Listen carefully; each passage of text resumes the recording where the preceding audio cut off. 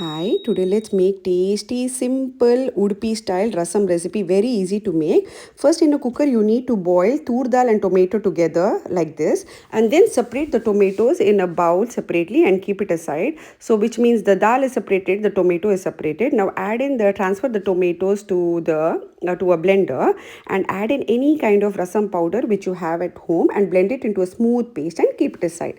Now, in a gas, keep your pot which you're making rasam and add in some tamarind water. Once you add in tamarind water, add in salt to taste and then add in some jaggery as well. It balances the flavor for our rasam, and then transfer the toor dal. This is a very thin consistency of the dal because rasam is always thin, so little dal, and then add in curry leaves as well. When you add curry leaves to the dal, when it boils, it gives a beautiful flavor to our rasam.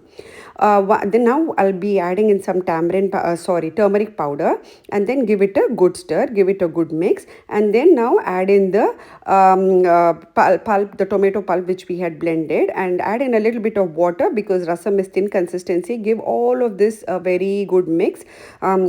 And now let's make a beautiful tadka of coconut oil, mustard seeds, curry leaves and dried red chilies. If you don't like coconut oil, you can add in any oil of your choice, and then finally sprinkle coriander leaves and let it boil. I like to add coriander leaves while boiling because it enhances the flavor of the rasam recipe, and you can relish this beautiful rasam with hot rice. If you like my recipe, please don't forget to like, share and subscribe.